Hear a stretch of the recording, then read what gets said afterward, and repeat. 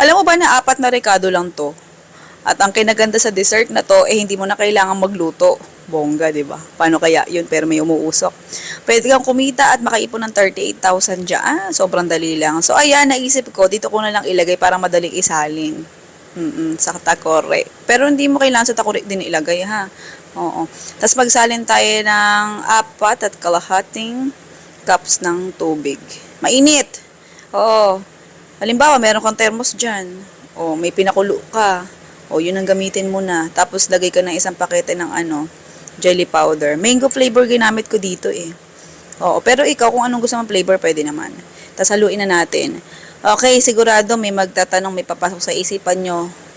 Mako-curious kayo, bakit walang pampatamis, walang asukal, walang kahit ano, ganyan.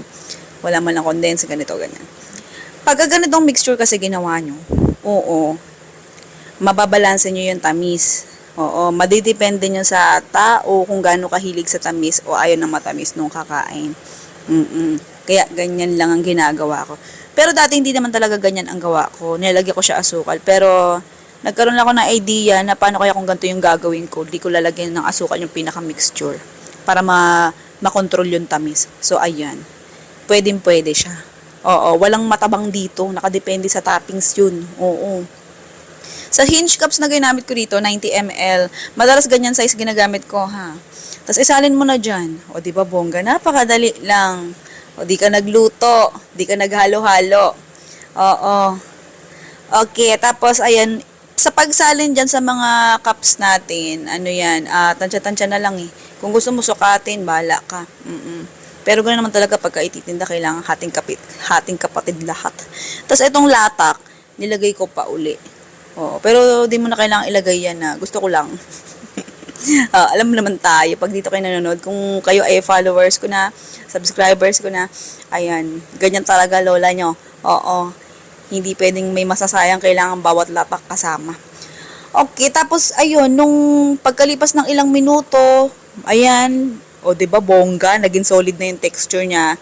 Ito yung ibig kong sabihin. Kaya hindi nyo kailangang mamroblema o mag-alala kung matabang ba yung mixture kasi nakadepende sa condensed milk na ilalagay nyo. Oo, yung tamis. Diyan nakadepende. Tapos itong nilagay ko ay tidbits. Tapos meron siyang sabaw. Sinama ko na din. Pineapple. Kung wala kayong mabilihan ng pineapple tidbits na nakapack, bili na lang kayo yung mismong pineapple pin niya. Hiwain nyo na lang. Kaya lang mas mahal ata yun. Ito mura kasi itong tidbits na ganito eh. Tapos yung cheese, optional lang.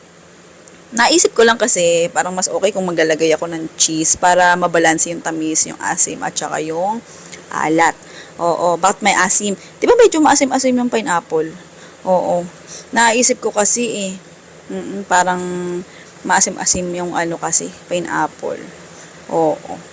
Ayan, ganyan yung tsura niya. Sa toppings nga pala, pwedeng hindi pineapple lang ilagay nyo. Pwedeng mangga. Kasi 'di ba mango flavor yung jelly powder na ginamit natin.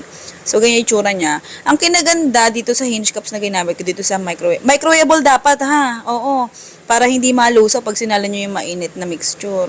Tapos, lagay mo siya sa rep pagkatapos mo i-assemble. Ang kinaganda sa container na yan, kahit alog-alog, kahit na lubak-lubak yung pagdadaanan mo, hindi siya, matatapon. Oo, ayan. Kahit mga 2 hours mo lang ilagay sa rep, pwede na yun, tapos pwede mo lang lantakan. Kahit nga hindi malamig, pwede mo na kainin yan eh. Kahit bagong salin.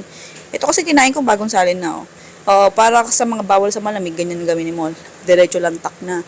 Okay, para naman sa listahan ng recipe at saka costing natin.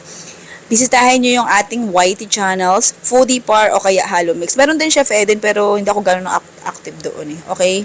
May costing yan palagi kung paano kitain yung 38,000. Sige na, goodbye, good luck. Love you.